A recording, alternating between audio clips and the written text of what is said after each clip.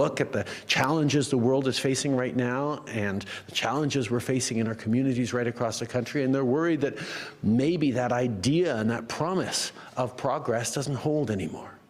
Well, that's why we're working so hard to secure that promise, to make the kind of investments that are going to create an even better country and even better opportunities for everyone. The Liberals are set to hold a cabinet retreat next week before the House of Commons returns from its winter break and just a few days before the Bank of Canada makes its first rate announcement of 2024. Unsurprisingly, housing, affordability more widely, and the Canada-U.S. relationship in the face of Donald Trump Part 2 will top the retreat's agenda. Let's bring back the front bench to talk about that. Elliott Hughes, Denise Cieli, Kathleen Monk, and Sabrina Nanji are here. Elliott, I'll start with you. If you kind of take a step back in the wider context of the last 6 months, how politically significant could this retreat be for the Liberals? Well, I think it's important because it kicks off what is going to be a momentous year. The government still faces significant challenges at the polls and across the board on some policy issues. But when you're in government, you really need to just focus on the things you can control.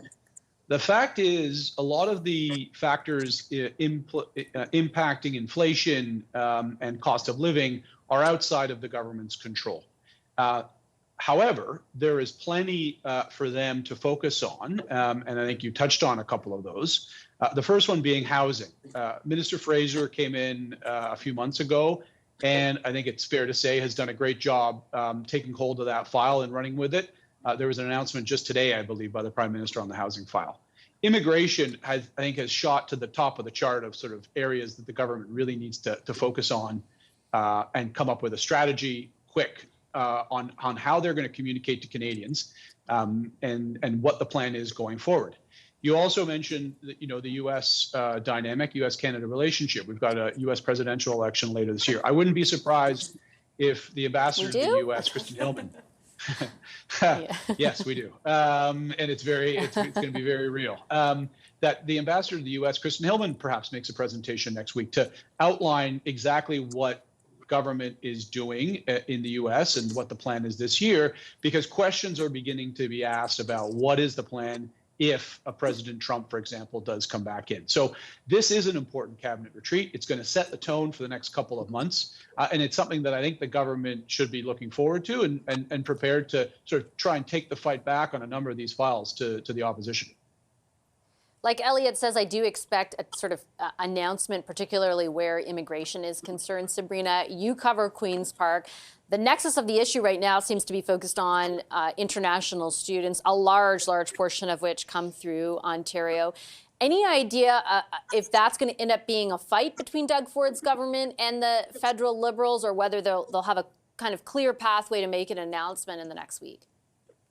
Yeah, I think at this point, it's just a really big question mark, even for Queen's Park. I mean, this is something that the feds have mused about in the past. Nothing's really come of it. But of course, as we know, post-secondary institutions are, as well as housing, are provincial jurisdiction. And so it will be interesting. I know folks at Queen's Park will be watching to see what comes out of this cabinet retreat. Absolutely. But I do think that for Trudeau, we sort of talked about how they're going to be pushing on these cost of living issues, housing, and even immigration. I think they, more than anything, will need to rally their own troops behind a message and some action on this, because we know that, the Liberals have not exactly been the happiest with Trudeau and how their messaging has been communicated or not publicly, especially compared to the Conservatives. So if you just look at the polls, I think they're really going to need to rally and come up with a straight line of messaging. I'm also curious to see if there's going to be any behind the scenes beefing with Toronto MPs in this funding fight with Toronto Mayor Olivia Chow. I mean, I would be surprised if there wasn't more money coming for the city of Toronto. Of course, we know that's one of the few remaining strongholds, and some ridings are even a bit more touch and go than they used to be. So I'd be curious to see what comes, what's being said about this funding ask from the city of Toronto too. We're all curious about that right now. Sabrina touched on something, Denise, that reminded me, when she said that they were musing about a cap on international students before. It actually was at the last cabinet retreat that they held, this time in late summer in PEI that they did so. The main criticism coming out of that retreat was that they didn't really announce anything, that there weren't any tangibles. Do you expect, based on what Elliot's saying and certainly what we're hearing, do you expect that to change, especially in light of what's happened in between these two retreats, which is a huge downturn in the public opinion polls for them? Well, right. This is a rinse and repeat. So going into it, the change with his cabinet moving one minister to another portfolio to deal with, and then it turns out in late September, the sentiment started to change. Here's the thing that I see for Trudeau going into that cabinet retreat. The issues are clear: affordability, the economy, and now immigration has shot up. What he has to do is, number one, convince his cabinet colleagues that he's still the man for the job, and then come back out of that, convince his caucus, and then send out his caucus to convince Canadians from coast to coast to coast, thinking about inflation, affordability, housing, and the looming U.S. election. So it's going to be tough for Trudeau coming out of this retreat. Well, that's what I wondered, Kathleen. I guess the bottom line is whether or not it's a lost cause. Elliot used the phrase, take the fight back. I mean, they put a different minister in housing, for example. He is very effective, and still they saw their poll numbers continue to slide throughout the entire fall. Does the possibility still exist to take the fight back on those issues that matter the most to Canadians right now? I think you've got to assume that that possibility always exists. It can always, I'm somebody, I ran a lot of campaigns, I'm involved in a lot of campaigns, I got to believe that campaigns matter, right? And things can change. And so two points here. One, on your overall question, what's the significance of this? Well, if the good money, based on last cabinet retreat, would be that not so much, right? Not a lot of significance, because we didn't see a lot that came out of August or September when that last retreat was. But this one could be different, because why? It's the last year before an election, right? The good money is that's probably going to happen in 2025. So they have one more year. So I think that this cabinet retreat really has to see the Liberals focus, create some discipline and some ideas.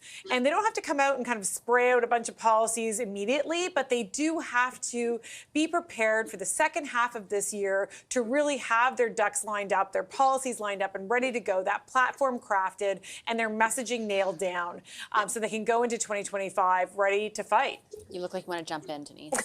I want to say, the Conservatives are ready for the fight, and this is the thing. We're seeing the messaging is shifting.